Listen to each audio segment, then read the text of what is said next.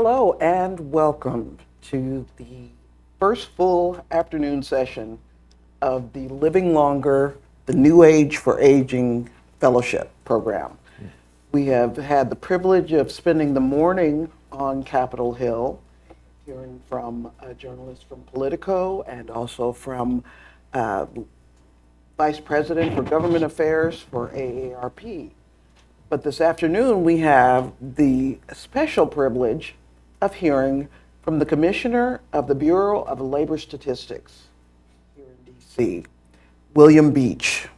Thank you. And I think I can tell you that our privilege is even heightened because I'm told by your staff, Mr. Beach, that this particular area of the workforce demographic is something that you have focused on for years. Yeah, so why don't we start by telling us about your background? Sure, and this is not the first event I've had at AARP. I must keep myself corrected. I can't call it what I used to call it. AARP has been very special to me because they've challenged my economics to take a look at how people who are aging, and this includes people who are 16 years old and aging, because everyone has that, hopefully everyone has that progress steadily through life, how they're looking after their financial well-being. That was a big topic for AARP back in the 90s, as we were looking at various proposals to strengthen Social Security or create private accounts or to grow its tax base. You know, there's various different approaches. And then as we kind of didn't do that, and we probably should have, to strengthen Social Security in the 90s when we had a chance. AARP was in the lead in alternative suggestions and ways of supplementing your retirement income or your pension from the Old Age and Survivors Insurance Program through private savings, 401ks, and all Roth IRAs and all that sort of thing.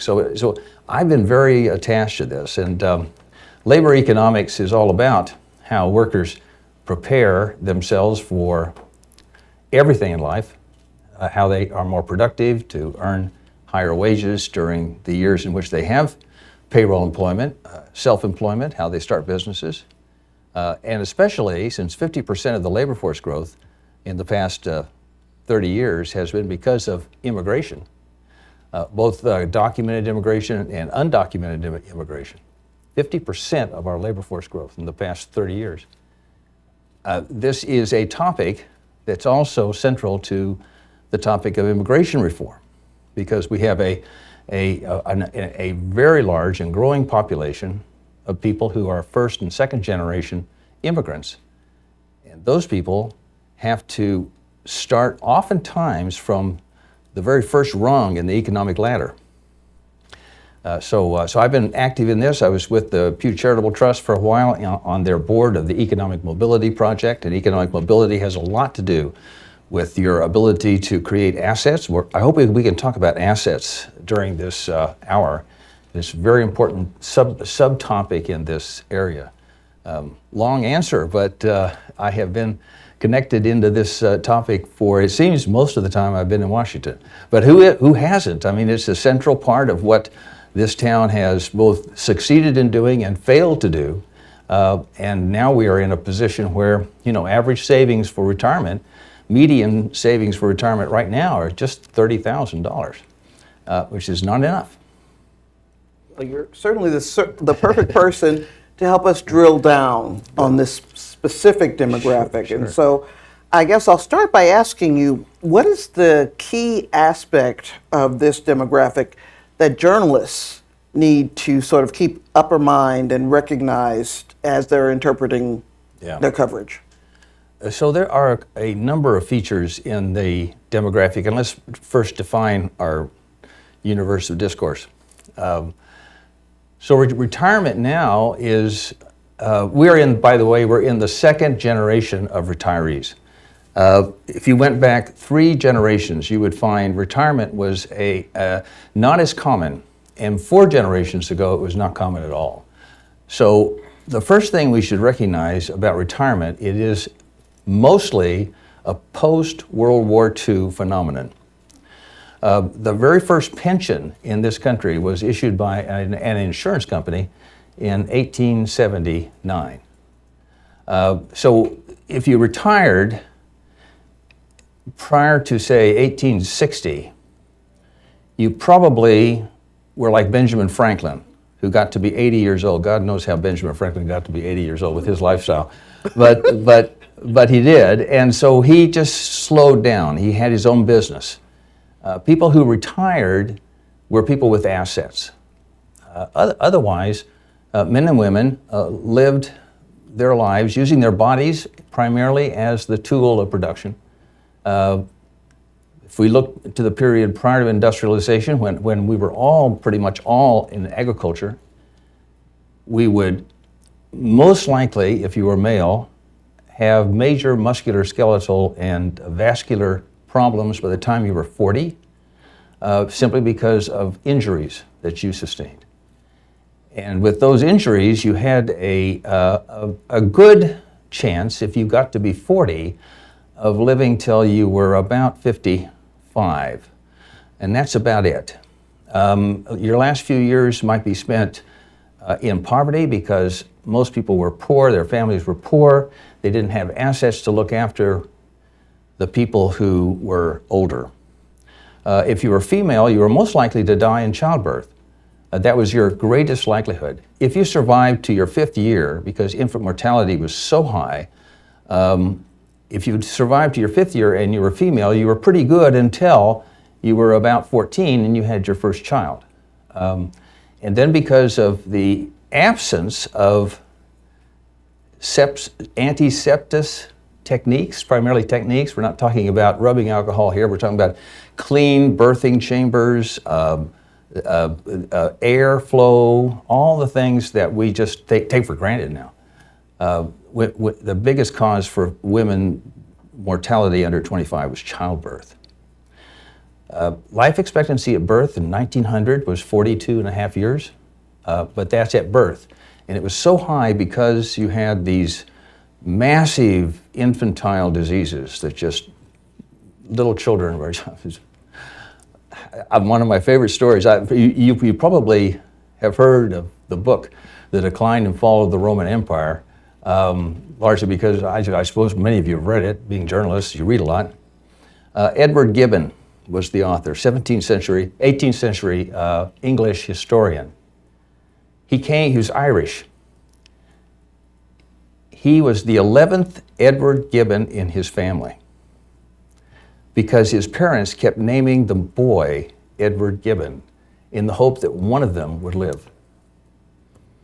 So life was brutish, and so fast forward, retirement is, if you took the whole of history, maybe the Roman Empire is different because they did have retirees then, but they were all upper class. Retirement for the general median person by income is very modern. It's very modern. So that's the first thing. I think journalists should not expect to have a lot of historical data about retirement because there isn't a lot of historical data. Ida Mae Fuller. Who was Ida Mae Fuller? Probably the most famous person in Social Security history. She got the first Social Security pension check. She paid a whopping $125, and then she qualified. She was 65 years of age, and then she got a pension for life, 1940. So we can't really date Social Security back very much beyond that. And of course, the big reforms happening in 1954 and then thereafter. So that's the first thing. The second thing, this generation that we're talking about now, my generation, the baby boom generation, is the healthiest and wealthiest generation ever to walk on the face of the earth. There's simply no contest. We are working beyond our 65th year, if we choose. Our health is declining with each year, but not declining with the speed at which it used to decline. Why are we healthier? Because we have had exercise, a lot of sedentary employment, which means we haven't been using our bodies as tools, and excellent medical care if we can access it.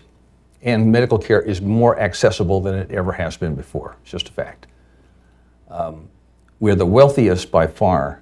We got transfers from our parents of almost $25 trillion transferred to us. Those intergenerational transfers. We are set to transfer to our children.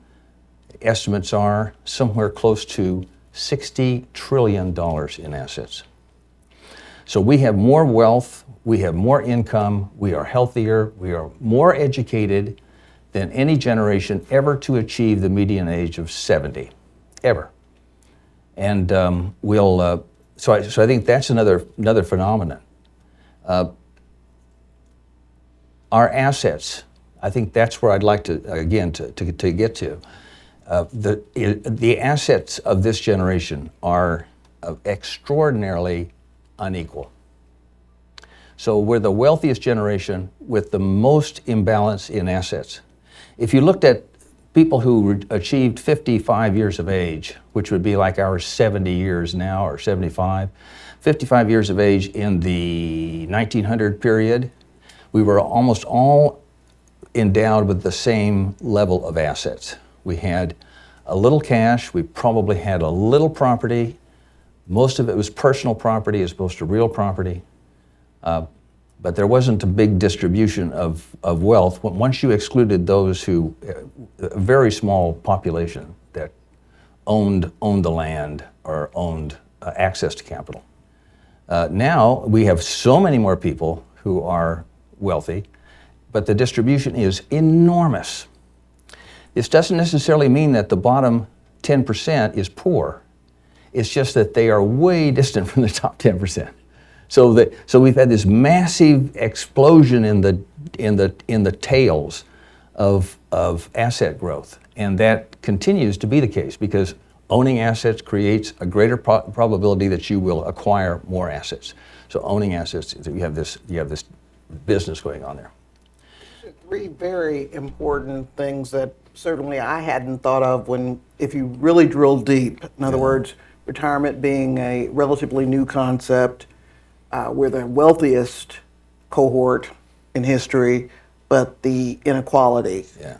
And those themes will weave through so many of the conversations we're going to be having.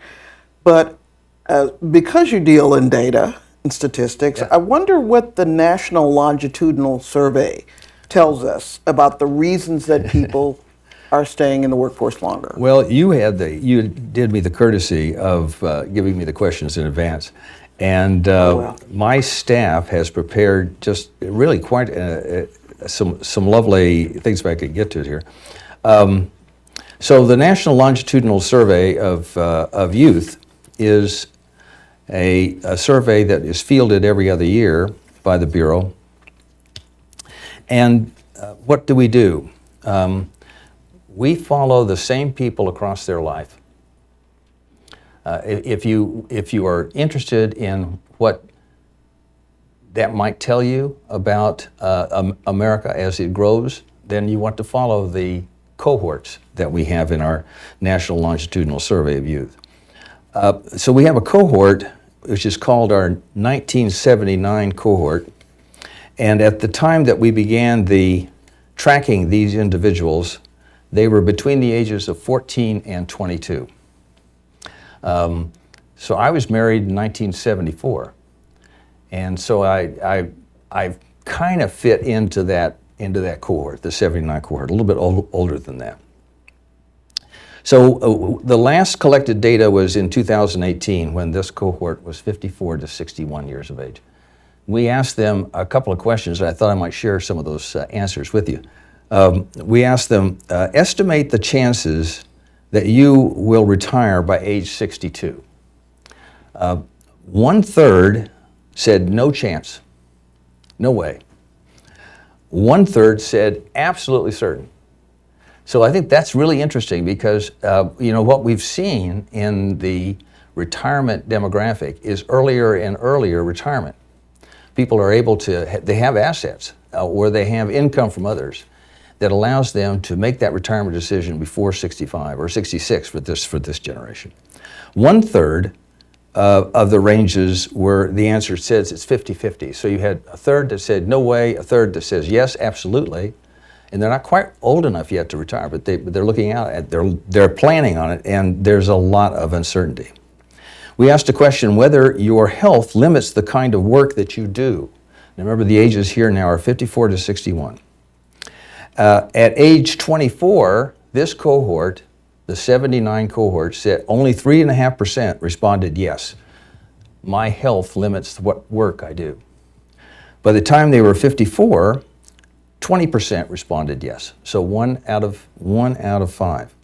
Those with less education are more likely to report a limitation than those with more education. And that makes sense, right? Because the educated population had the more sedentary employment, that we talk about the desk jobs, and the less educated more likely are lifting, carrying, bending, stretching, doing those kinds of work. Be on their feet a lot, so they have heart problems, they have circulatory issues.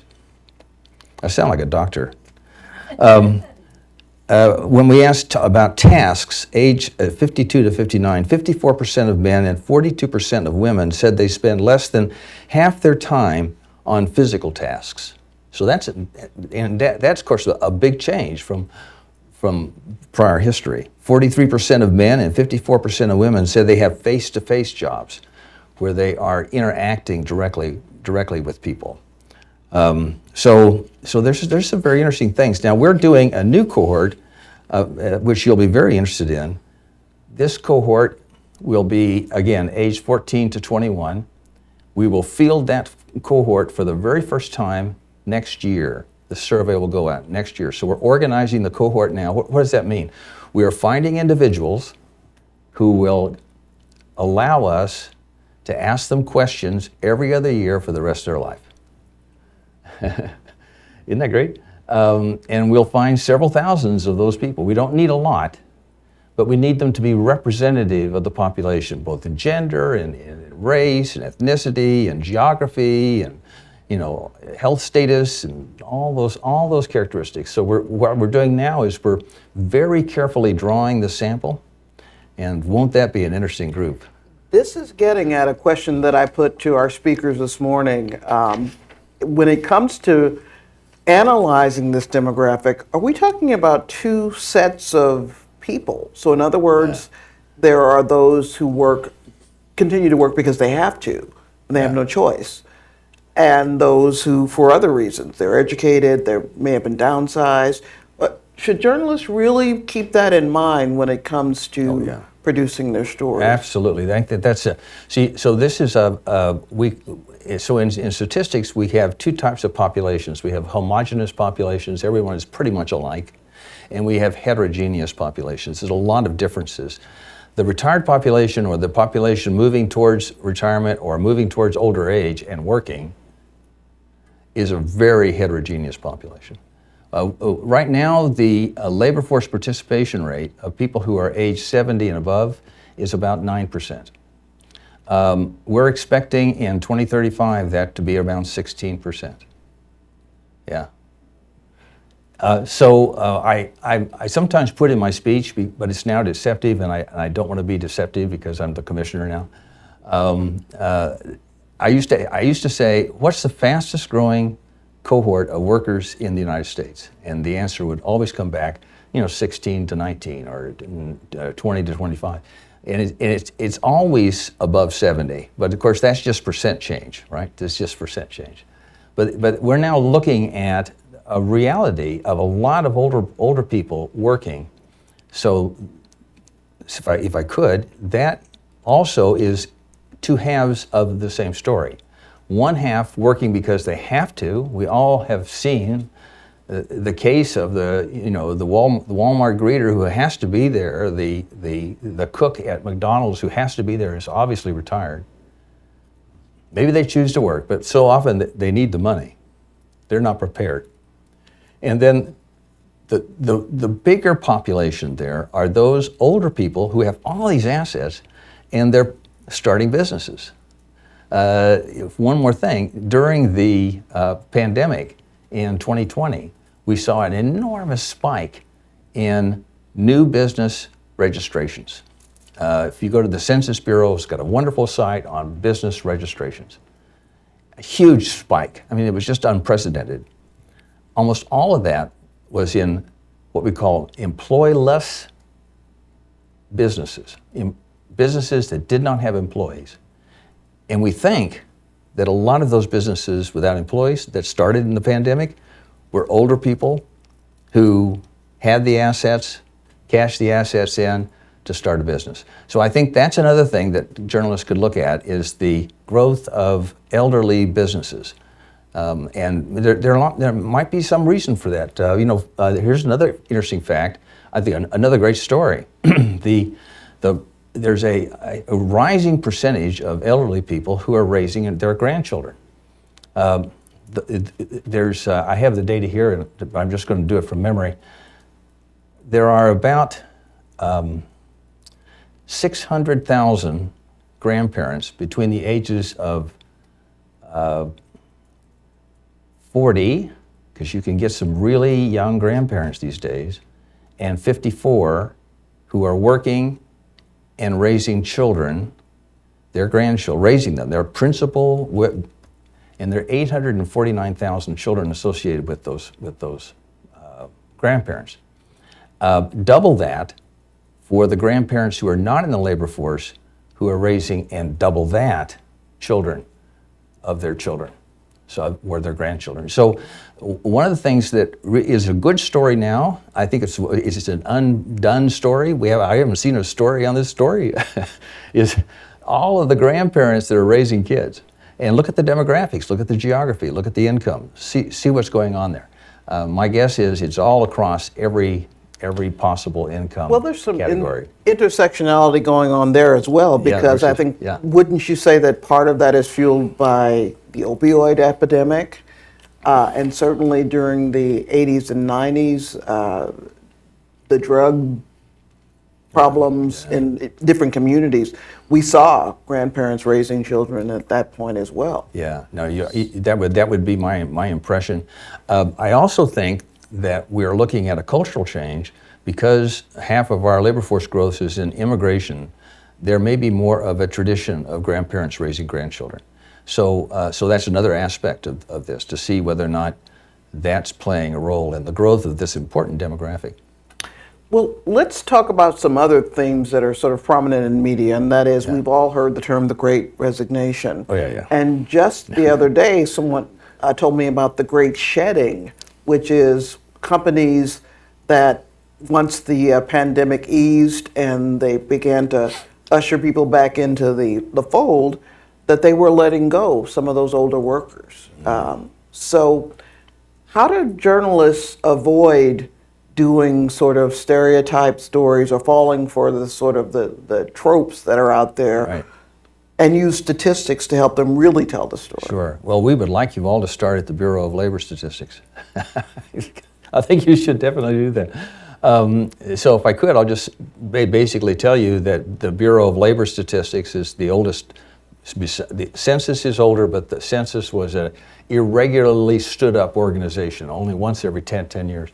We're the second oldest statistical organization in the U.S. government, 140 years old this year. The Economic Research Service of the Department of Agriculture is the oldest. And we specialize in labor market conditions, that is employment, unemployment, of all kinds of data there. The prices and living conditions, we do the CPI, we do the PPI, import and export, consumption expenditure survey.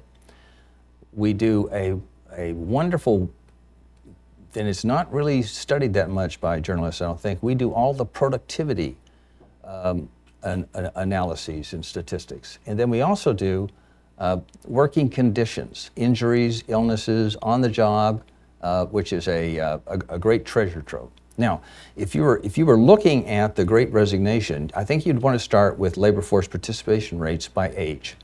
And we can provide all that information. And then we can provide it by age, and then break that out by gender. And then we can break the genders out by the official race and ethnicity categories. You have to live within the official categories under Statistical Policy Directive 15, which was published in 1997, that lays out the current categories. But we also outside of those categories, do an annual publication where we'll look at all of the Asian, say for example, all of the Asian types, right? So we have Japanese and Thai and people from Singapore.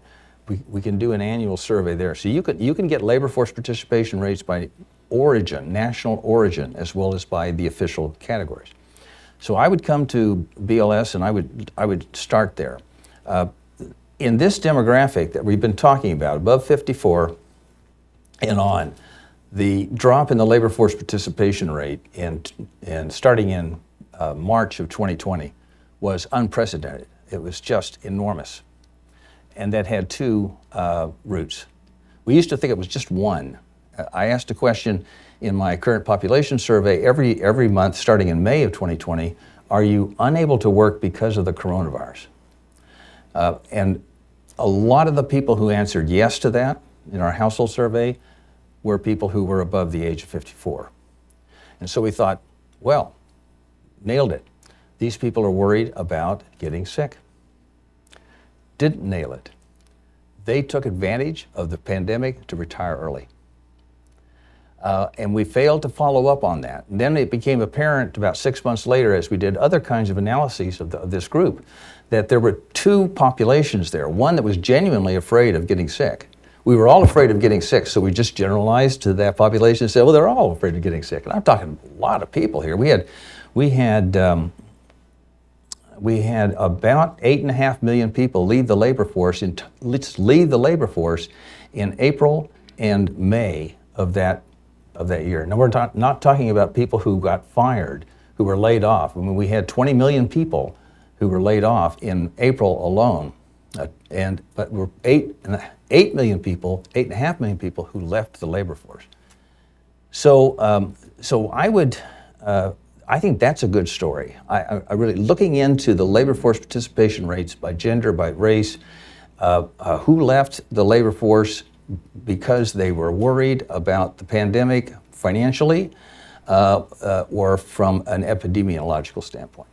Is there something to be learned or mined from productivity data of older workers? Yes, I mean, we know about the occupations of older workers. We have an occupational series at BLS. We have a standard occupational codes, and these codes are the way we collect occupational data. The collection of the data allows us to ask questions about age and gender and race and ethnicity. So we have categories that we can break people into. You can find older workers in distinctively older worker categories. Sedentary, that is office work, self-employed, managerial, investment. Not everybody is making shelving, crafts, or weaving, though some are.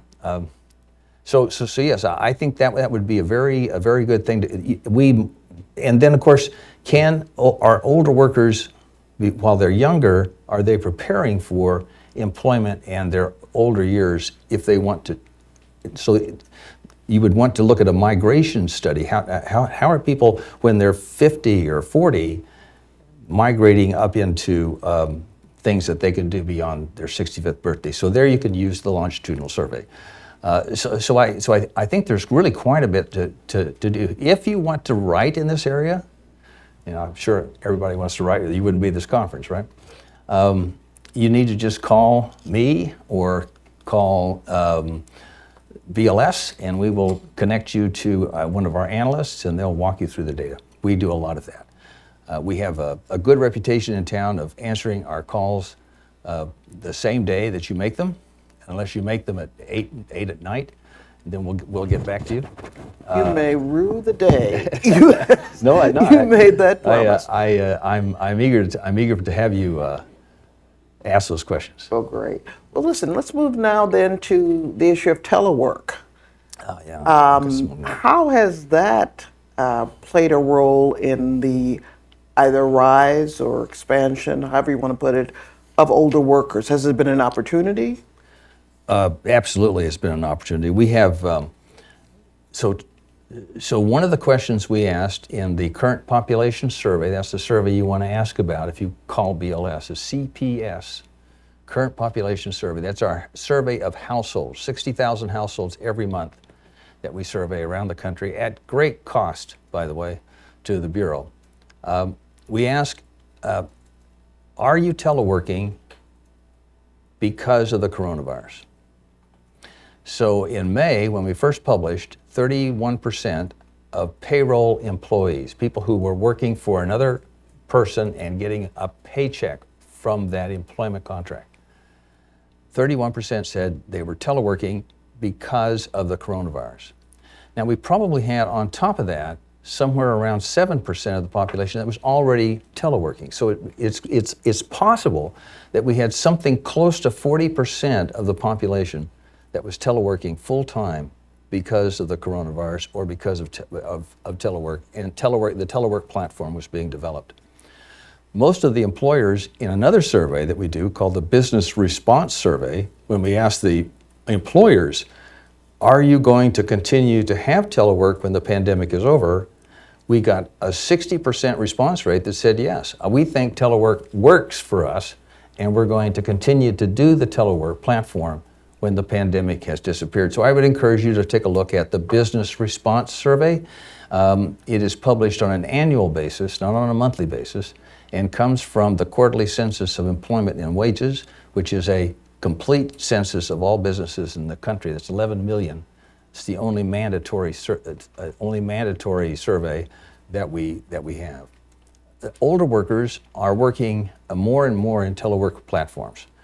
So if you looked at the growth path, the glide path, if you were, the telework is really good for older workers. Some already were doing telework type jobs, insurance sales, for example, banking, and they have just simply continued to do that in either self-employment or continued employment. So I think telework is going to become something that's common for everybody. I know at BLS, I'm trying to figure out how to run the agency in a telework platform. Oh my gosh, it's it's challenging, but I think that you'll find a lot of that happening in the future. Well, again, thinking it back to something that we learned this morning about the issue of broadband access. Oh yeah. In rural areas and for older Americans. When you layer these issues on top of each other, in some areas it's an opportunity, but for others, lower income maybe, or people in rural areas, seniors, it's not quite as lucrative as it seems. Is that correct? No, I was involved in a project once when I was in Missouri. I have a little history there. And it was a project done at Lincoln University. I don't know if you know Lincoln, but it's part of the HBCU network. It's really great little place. And it was on rural black elderly. How do they conduct their life? Because we were concerned that we knew a lot about the urban black elderly, and we didn't, but we thought we knew something, and we knew something. It was pretty good. But a lot of African American elderly are in rural areas, living, where they grew up. Were they retired? Were they still working? What was their health condition? Are they on hot roads that they can find a food store on? Can they get to where they need to get? It's a really interesting study. So at that time, almost zero connectivity.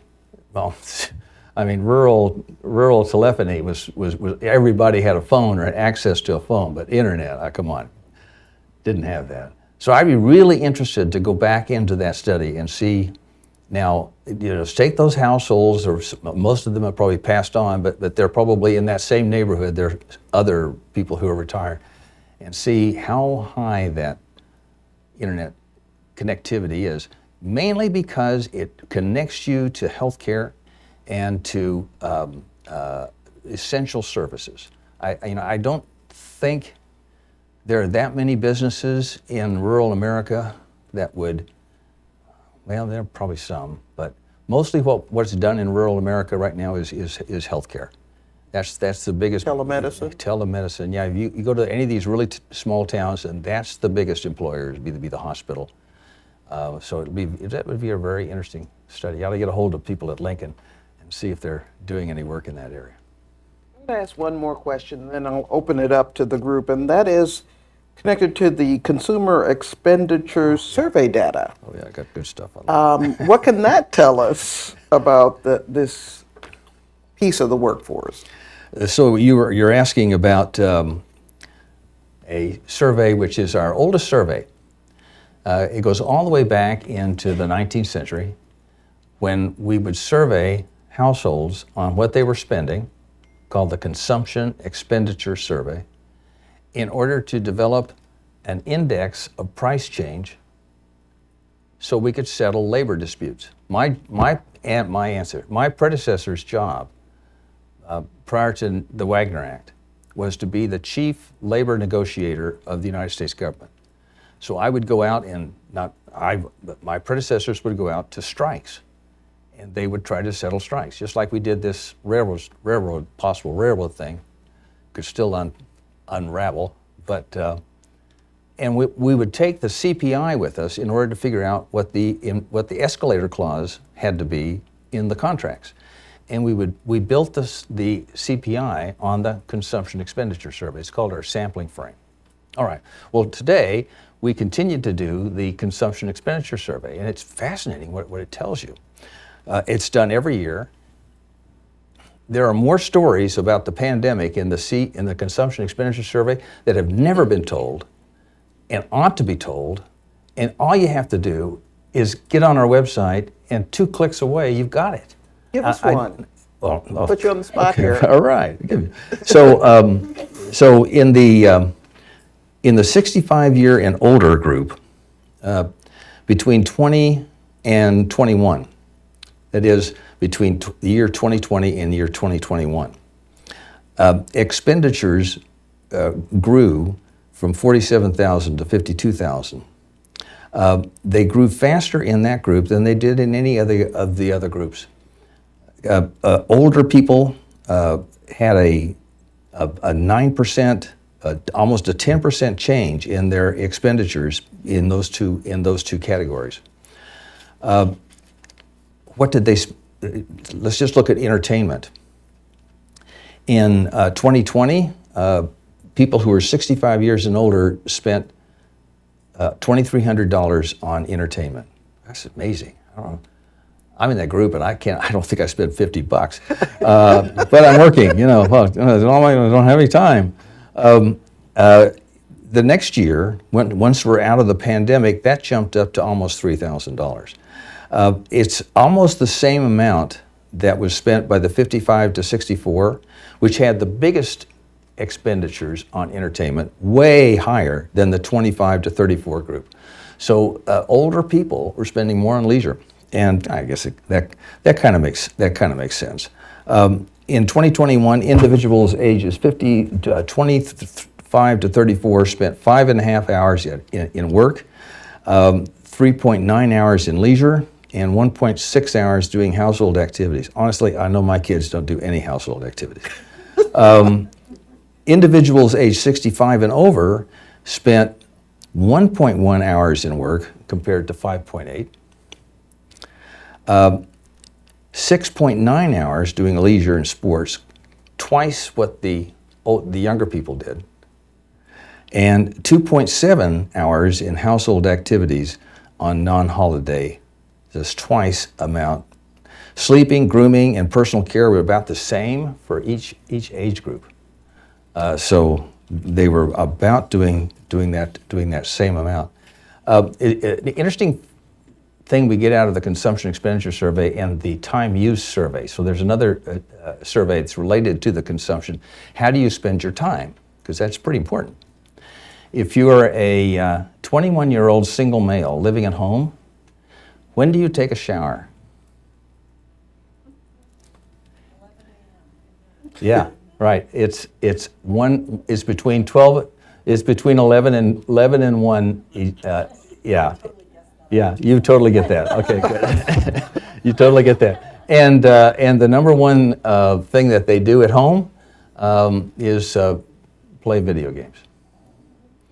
So we have those kinds of details. By the way, if you're older, you take your shower early in the morning to wake up, or late at night to go to sleep. One of the two. But if you take the time use survey and break that out by age, and then the consumption expenditure survey, break that out by age, I mean, you've got some really interesting crosstabs.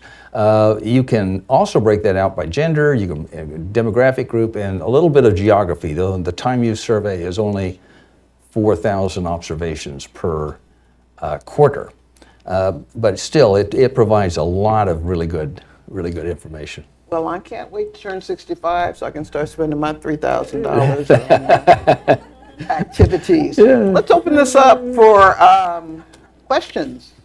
Yes, Jack. Oh, again. Hello, I'm Jacqueline Garcia, reporter with La Opinión in LA. Yeah. And I was actually really interested when you started talking about the immigration issue because, Yes. as you mentioned, there are about 11 million immigrants living in the States, and we're talking about those who have been here for decades. So how important do you think right now is to talk about the immigration reform? Because we know that a lot of these immigrants are getting older. Yes, right. So our immigration system, I don't think now let me just say, I'm a non-political appointee, all right? But more importantly than that, I try really hard to keep the Bureau out of politics, out of policy discussions. It's very important for us not to ever be seen to lean left or right or just lean anyway, okay? So you may not like my answer, but I'll answer your question. So we need to go back to immigration law every once in a while and just recognize the fact that the world has changed. Today we have an enormous population of third-generation immigrants, second-generation immigrants, just enormous population. And that has changed a lot of things.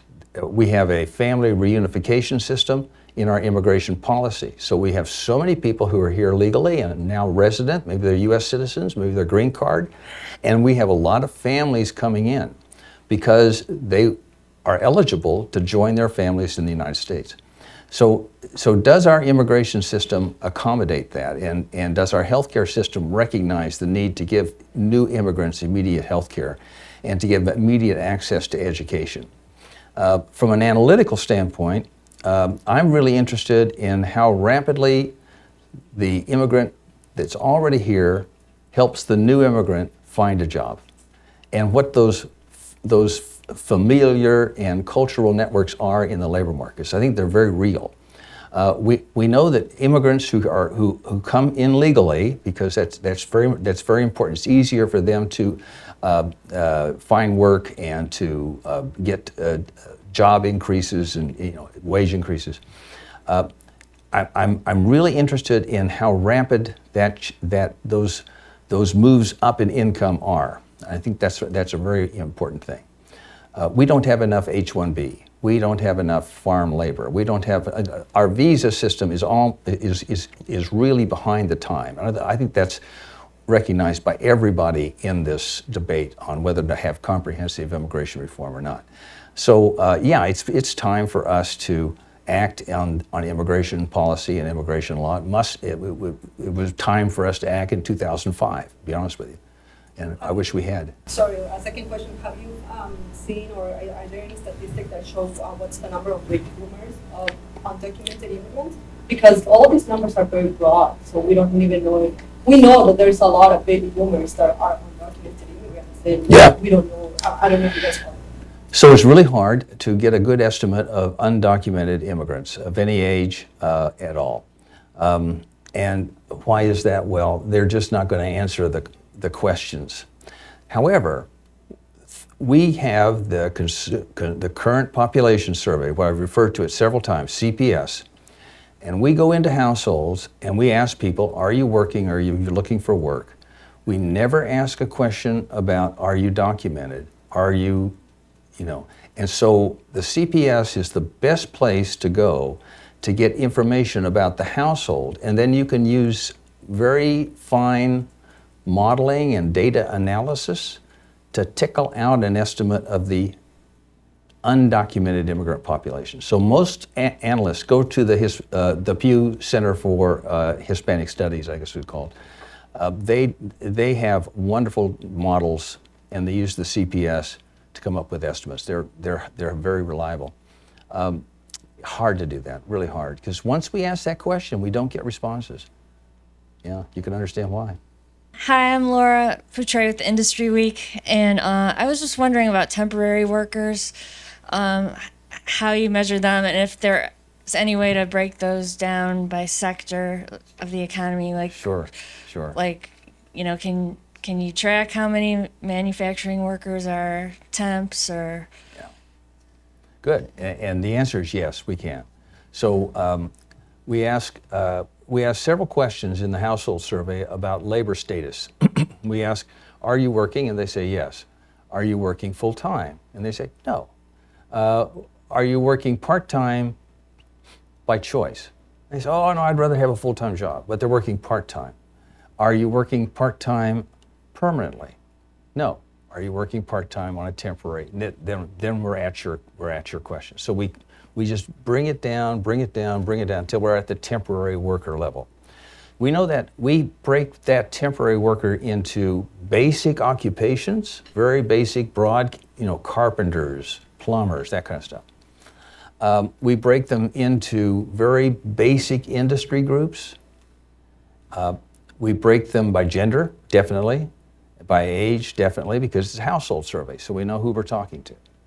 So you can find a lot of information about temporary workers, and that's published every month. You can make, the question was, can we use the data from the household survey then to say what percentage of manufacturing employment is temporary? So unfortunately for your question, those come from two different surveys. The survey on all manufacturing employment comes from what's called the Current Establishment Survey, the Current Employment Survey. It's known by both things, the CES. That's payroll employment. The household survey is a different survey. However, you can kind of use the two to come up with an estimate, right? It's not going to be far off. There are ways to adjust, and we can show you, we can take you through very simple kind of math on this. You can adjust the household survey to hit estimates of payroll employment. A lot of journalists don't ever know that. They think that, oh, can't do it. But you have to do it, you have to report it as an estimate based on the household survey. But if you do that, you can kind of come up with it. That's called a normalized estimate of employment. And we'd be happy to show you it. You would call Julie Hatch Maxfield, who is the Associate Commissioner for Employment and Unemployment Statistics. All of the names of everybody who heads departments are on our website. Just go to the About tag and look in the directory for staff, and you'll get the names of the leadership. And again, if you can't find someone, you call me or my staff, and we'll help you find it. Tell her she has no choice but to help you, because Real quick before we take the next question, if you guys have follow-up questions, totally fine. Make sure you get the mic again so that we can just get on the record. Otherwise, I have to restate your question, and then I get to answer the question that I've restated, right? Yeah, it's a technique. Susan. Hi, Susan Tompor with the Detroit Free Press and USA Today Network. Yeah, great. Hi. I wanted to ask you on inflation, is there any information or any estimates right now as to how much higher prices will drive perhaps retirees to go back to work or getting the labor pool bigger? Not directly, not directly. So. But let me give you a way to get to that, to get to an answer. The consumption expenditure survey that I've referred to, and you asked me a question about, is a household survey. And we know the ages in the household. So for example, you're able to go to the consumption expenditure survey and say, what are elderly households at this income level buying? And how much more did they have to spend this year than last year? And you can kind of come up with a a good guess as to which households are getting squeezed because we also have an estimate of their income. And that's an income from all sources. So that'd be an income from Social Security and so forth. That's the first step I would take to do a portrait of how inflation is affecting households. And fortunately for you, we have now almost a full year of very strong inflation. And so you're able to compare the prior year with this year. And fortunately for you, we're about to publish this year's consumption expenditure survey. Secondly, we do a special CPI for elderly people. It's called the CPIE.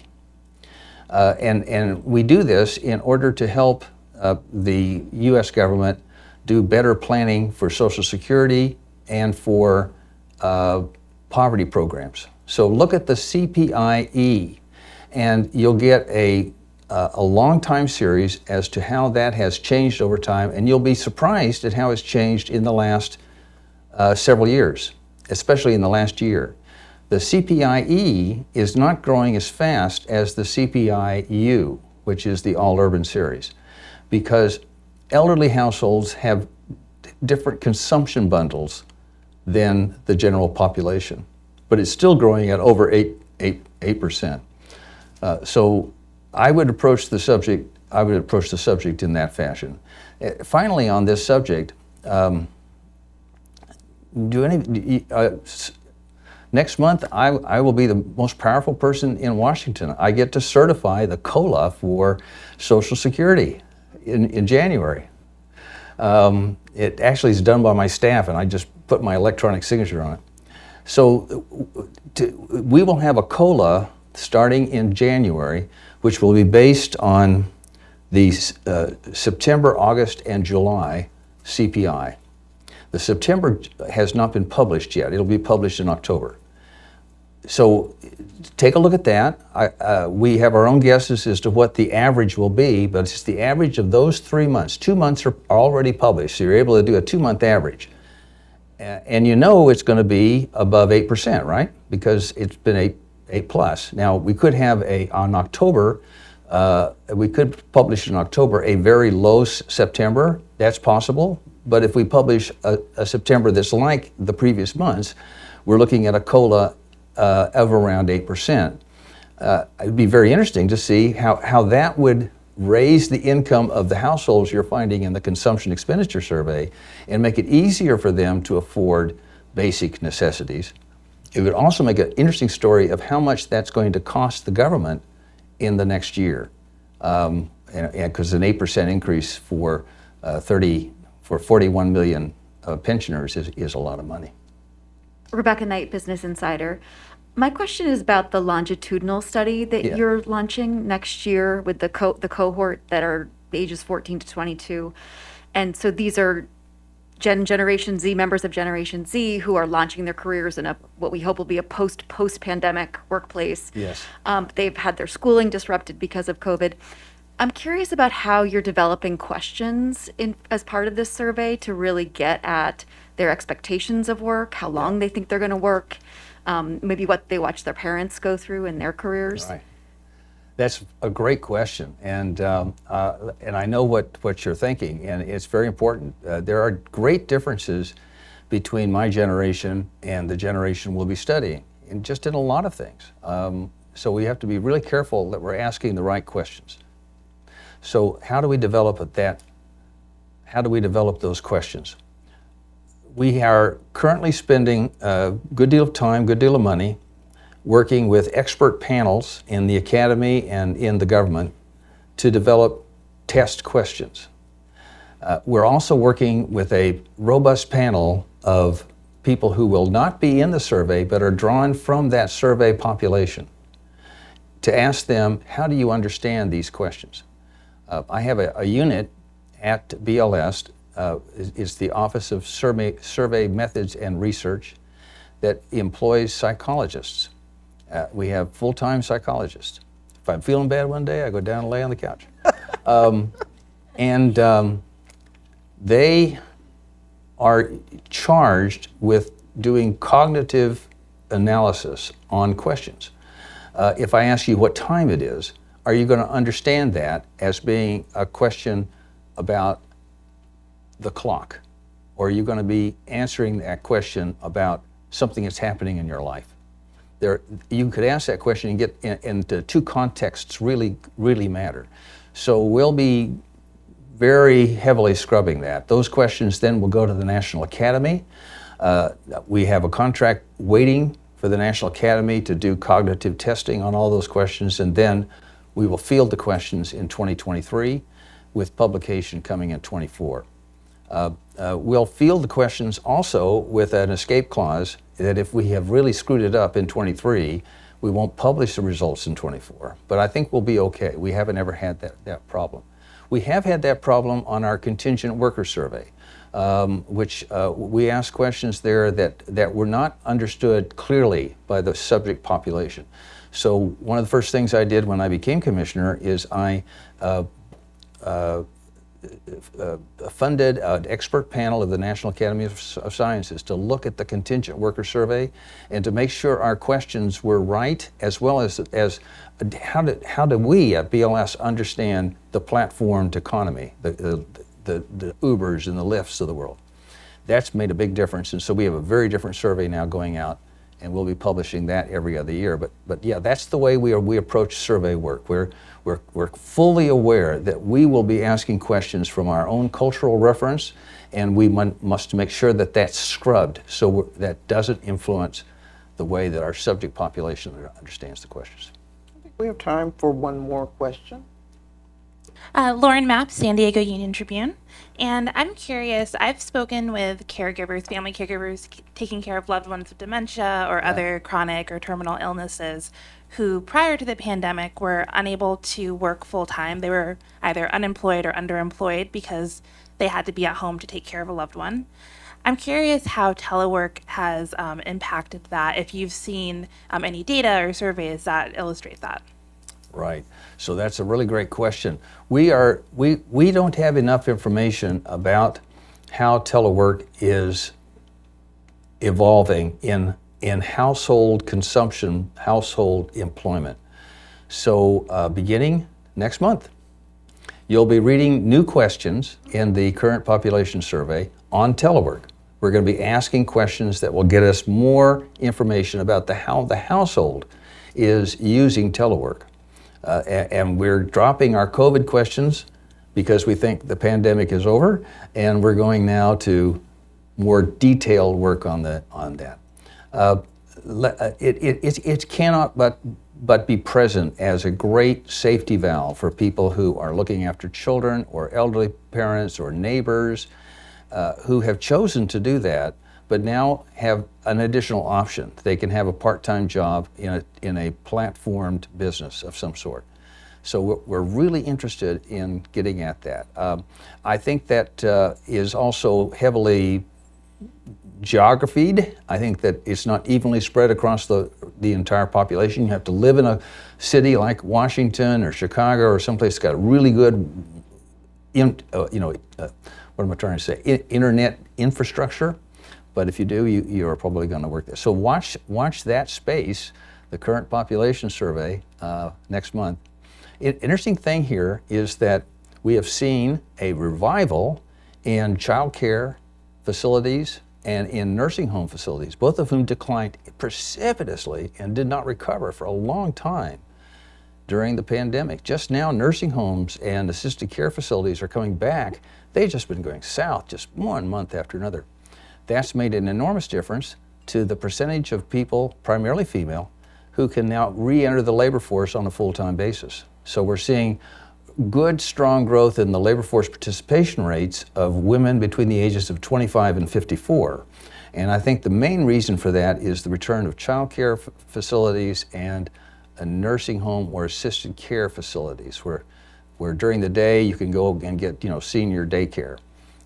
So also that's another part of the story about the population that assists older Americans. I just want to say that this is a great topic. I I had so many ideas when we were talking about these questions. I thought, my gosh, I've just got to talk about this and this and this.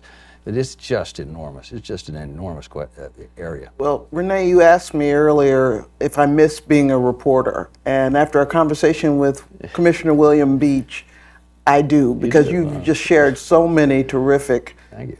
ideas and themes and trends for journalists to think about. So thank you so much for taking time out to meet with us. Thank you. Thank you very much. Thank you. Thank you. And I think they will take you up Good. on being Please in do. touch with you, Please so do. be prepared. I am prepared. Thank you.